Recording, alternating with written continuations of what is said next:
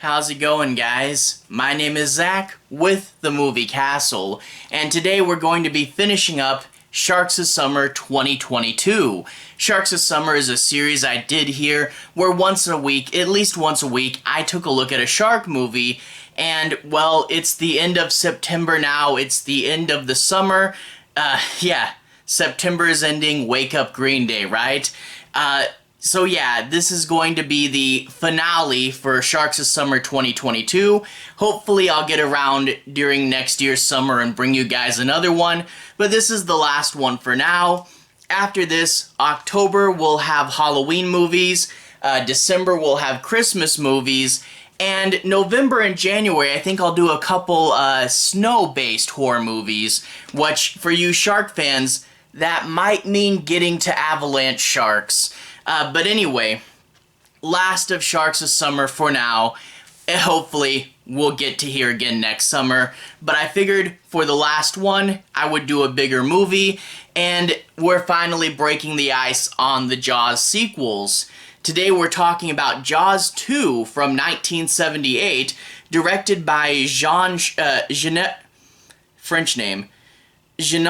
Szwarc, who I believe is the same guy that directed the live-action Supergirl movie, and stars Roy Scheider, Lorraine Gary, and Murray Hamilton. And overall, I guess I should say my experience with the Jaws sequels, Jaws 1 is a great classic movie. It's essentially perfect. And when you look at the sequels, their reputation really precedes them. I mean, even Back to the Future Part 2 had that joke about Jaws 17, and overall, I never really watched them just because my whole life growing up, everybody just says bad, bad, bad, so I never really got around to actually watching them, to the point where I grew up watching Jaws over and over and over again, and the idea that there was a sequel just seemed kind of weird to me, you know? A big classic movie, but it has these other parts to it that nobody talks about. So yeah, it took me a bit to kind of break the ice and actually put the DVD in and see what's up. And yeah, it was kind of a surreal experience, you know, having watched Jaws over and over again all my life, and then all of a sudden, whoa, there's Chief Brody back, just as he was going on another adventure. That was super weird, and I guess that is the biggest pro of this movie as well. Brody's back, and Amity Island's back. Both of them just as you remembered them. It both really great, you know? So yeah, it has kind of that same atmosphere, and it is really cool to see everything still there. But I do see where the Jaws sequels get their reputation from. This movie is really slow, really meandering, and kind of boring. Jaws 1, everything was focused, everything had a point, it moved you through the plot so well. In Jaws 2, you think, okay, how has Brody changed? You know, you think Jaws 1, the whole point was he was a rookie and then he became experienced. He should be like Ellen Ripley or Sarah Connor in the sequels to their movies. But no, Brody's still just Brody. He's still a small-town sheriff, and he even has to convince people there's a shark again. This movie should have been a tougher Brody, realizing that the trauma of his past isn't over. It should be different. But instead, everything's just happening again. You know, there was a gag. If you guys know the Sharknado movies, Sharknado 2 has a subtitle, The Second One. Sharknado 2, The Second One. Really, that would be much better for this movie. Call Sharknado 2, Sharknado 2, Sharks Take Manhattan. And then call Jaws 2, Jaws 2, The Second One. Because it really just is, hey, another shark shows up. And there's none of that artistry from the first one. None of that character study, none of that tight edit, none of that build-up with the shark. It's just, I feel if you are a film student, if you wanted to be a director, watch Jaws and then watch Jaws 2. Watch them back to back, and you can basically highlight all the things about Jaws 1 that made it so good and special. Which, by the way, if you guys do want to be directors, watch good movies, but also watch bad movies. That's very important. You really need to see why they go wrong. And I do want to say, it's not near as good as Jaws 1. It's still an okay shark movie, though. Like, I've done Sharks This Summer for so long now, I've seen some truly bad shark movies. Look up Raiders of the Lost Shark. Look up 90210 Shark Attack. Or the absolute worst shark movie I've ever seen, Shark Exorcist. There's some really bad shark movies. There are some real stinkers. This one is just a so-so middle-of-the-road shark movie. But the thing is, Jaws 2 is like a 5 or 6 out of 10. Jaws 1 is easily an 11 out of 10. And you really do notice the gap. So it's not the worst thing ever. It's just a kind of meandering, kind of boring shark movie that does have its highlights. But because it is Jaws 2, in the back of your mind, all the time, you're going to be going, this isn't as good. And it really isn't. So that is sort of the thing with this movie, you know? Anyway, I guess we'll do a bit of a plot synopsis. I'm not going to be going too far. I'll be avoiding major spoilers. So no major spoilers, and this one actually will be kind of on the shorter side for my synopsises. We open up the wreck of the Orca. That's an interesting idea. There are a couple divers. They swim down, they take photos of the wrecks, and a shark comes out and eats them. They drop their camera, and the camera continues to take pictures because, yeah, when you just shake a camera, it takes a photo, right? Anyway, an okay opening. The callback to the first one is interesting. It's interesting to see the orca at the bottom of the ocean. But other than that, it's just a shark killing some divers. It's nowhere near the iconic opening of the first one. Like I said, with this movie, its curse is you're gonna constantly be looking back at the first and going, that's not near as good. Anyway, we then open to Brody. It's life as normal on Amity Island, and he's running late for the opening of a hotel. That kind of does bug me in movies where there's no inherent tension, so you just say the character's running late to get there. Whatever. He's going to the opening of a hotel. His wife is working for some tourism guy, and to be honest, this scene shows that Amity is trying to focus more on tourism, and it does introduce some characters that'll be important later. The hotel doesn't have anything to do with anything, and this whole opening scene is kind of unnecessary. And there'll be a few scenes like that, like later on in the movie, hey, let's get in a water balloon fight on our little dinky boats. Nothing to do with anything. There's so much of this movie that could have been cut out. It is almost 2 hours long, and I think I could chop it down to 75 minutes. But anyway, Brody goes out, it's life as normal, but people start to go missing on Amity Island in the waters surrounding the island, and eventually a big orca washes ashore, and it has, is it an orca? A whale of some type. It washes ashore with big shark bites in it, and Brody begins to suspect that another shark has come to Amity Island. There's the famous scene where he's asking the marine biologist, do you suppose if one shark was destroyed, I know dolphins can communicate, would another shark hear this and come to revenge the original shark? And the marine biologist shoots him down like, sharks don't do that. They're not vengeful. But really, and people have said that, they quoted this when they talk about Jaws 4, The Revenge, but really, it actually, because Brody is our point of view character, we're supposed to believe that the marine biologist is wrong and that Brody's right and these sharks are behaving differently. They literally want revenge. So anyway, Brody once again has to convince people that the beaches are dangerous. Once again, the mayor, who the whole point of the first act of Jaws was to convince the mayor to take it seriously, well, forget that. He's once again gonna say, hey, let's not close the beaches. We're doing this plot point again.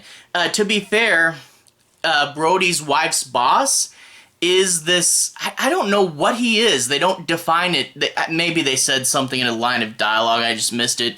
Whatever her boss is like really trying to keep he's like a tourism guy. He wants to keep everything open. So it's sort of like there's a second, tougher mayor to make up for the fact that the first mayor should know better. Whatever, we're doing this plot point again. You think with the ramifications of Jaws 1 that this would be one thing that would change. But no, we're doing this plot point again. Whatever. And of course, we know where this is going. More and more shark attacks until Brody has to go and kill it. But anyway, let's talk about the major flaws. And yeah, there's a ton of things that really kill this movie. And first and foremost, character study. The first Jaws, in particular, the second act, was a character study. You gotta see three men at different points in their lives with different relationships to the sea and varying levels of past trauma. Three very different characters that contrast each other very well.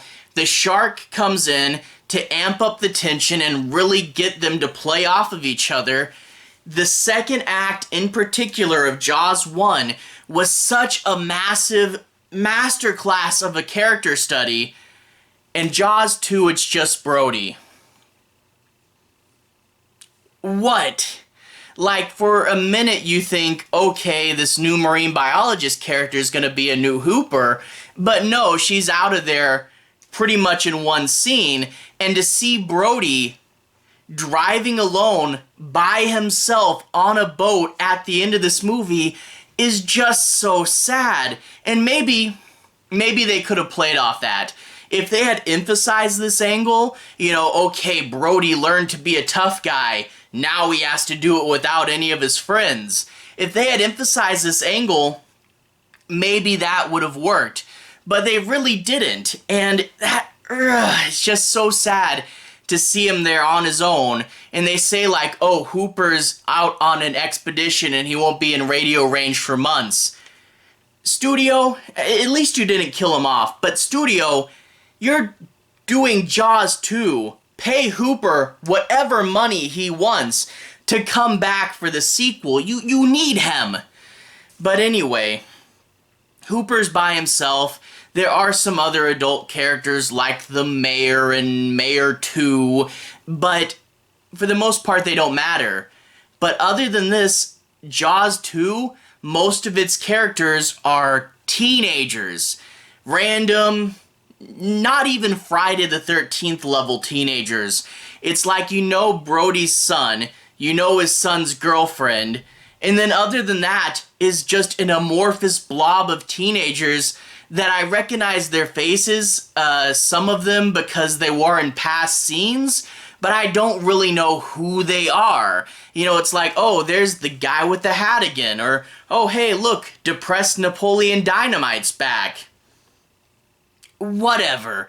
So you don't care about any of these characters, and whatever red shirt cannon fodder characters, that's fine in like some slasher movies, but when you're doing a sequel to a movie that was a masterclass in character study, sub Friday the 13th teenagers, that's what you're gonna fill your movie with.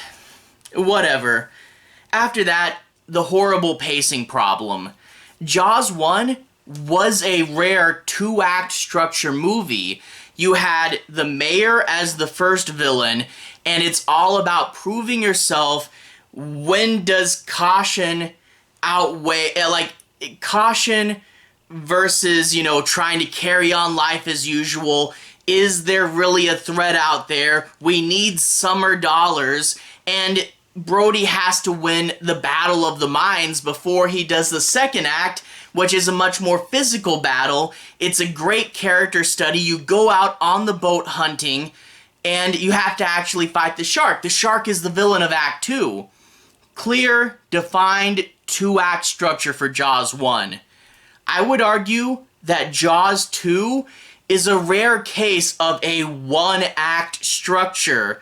The whole movie has one consistent idea of slowly the shark's coming back, slowly people are going to realize it, and then you have to fight it. There's no really clear defined beginning, middle, and end. It's just one blob of an idea that, hey, the shark is back and it's killing people.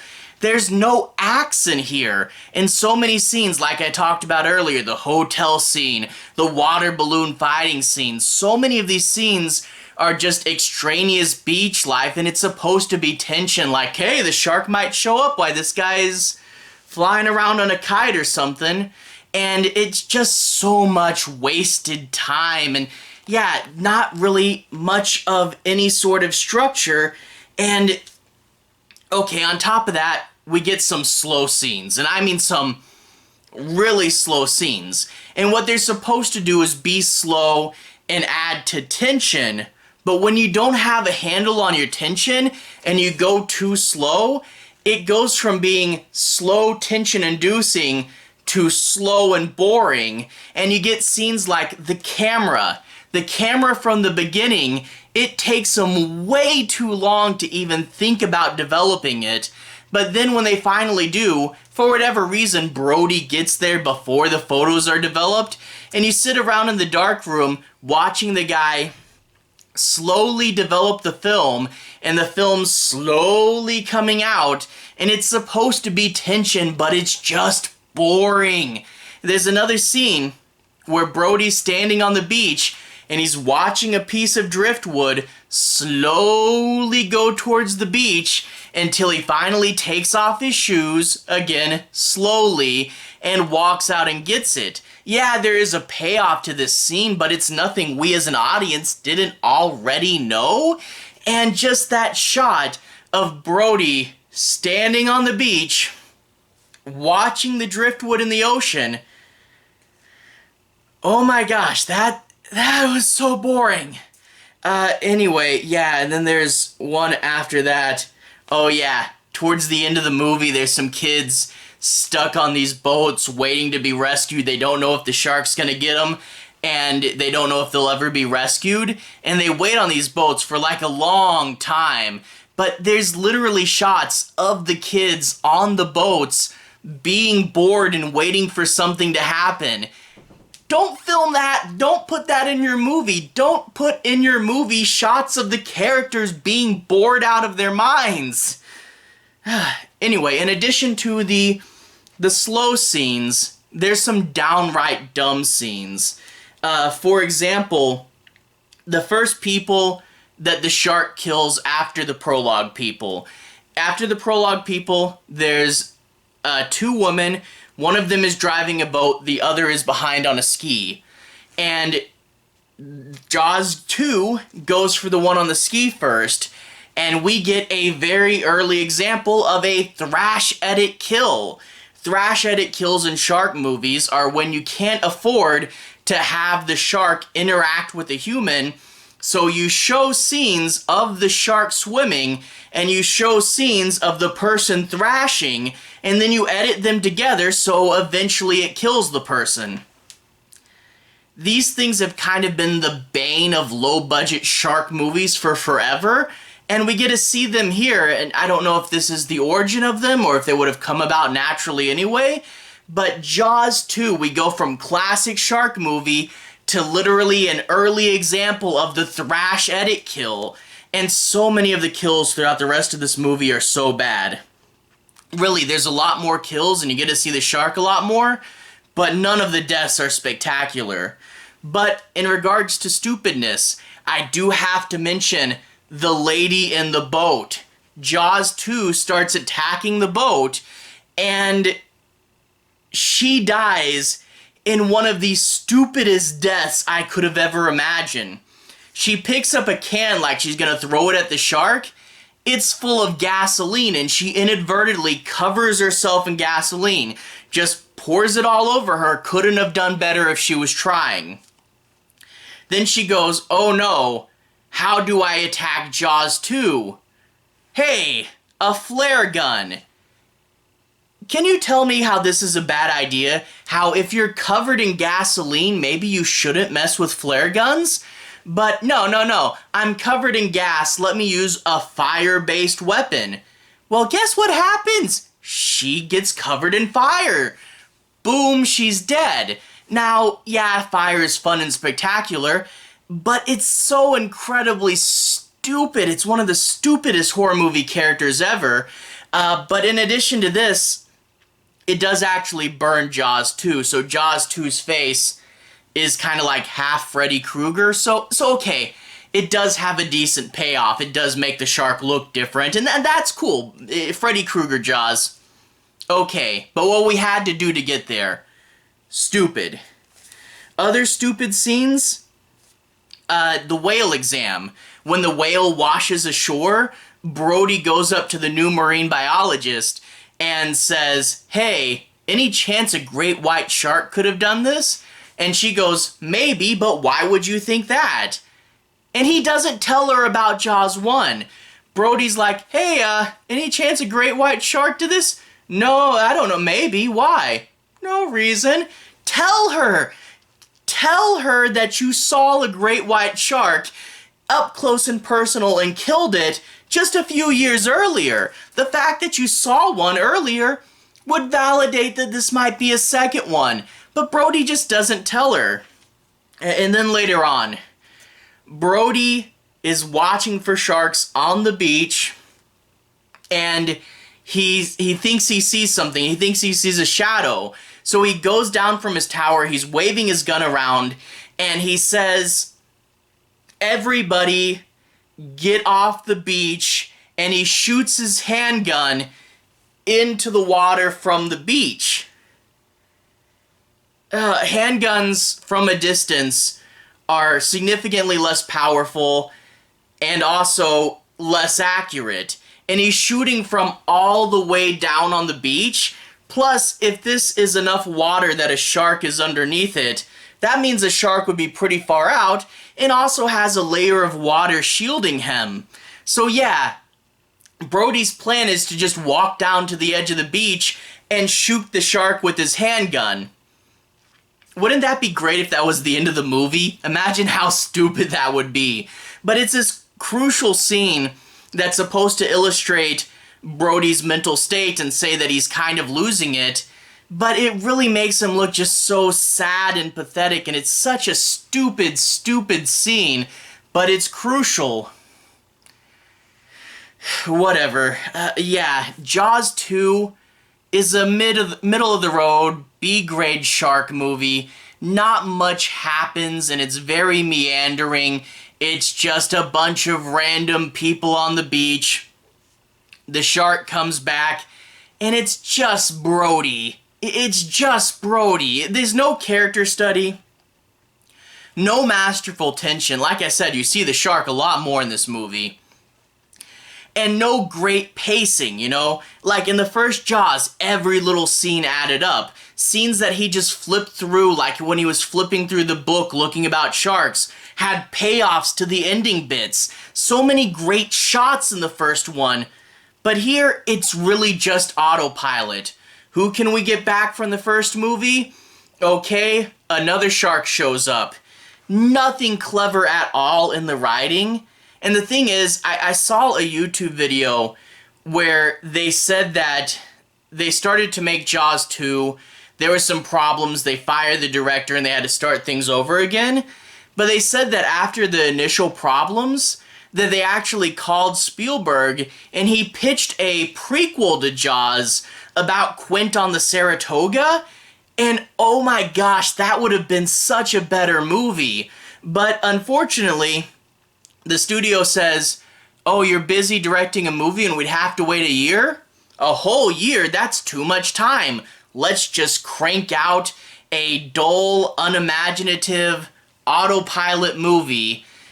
And yeah, that's kind of sad. And like I said, I know I spent a ton of time ranting on it. This is nowhere near the worst shark movie I ever seen. Like I said, there are a ton worse shark movies. And there are little moments I like that the shark has a burnt face, and I do like seeing Chief Brody come back again. I do like seeing the island again. There are some cool moments, and every now and then you get a fun scene with the shark.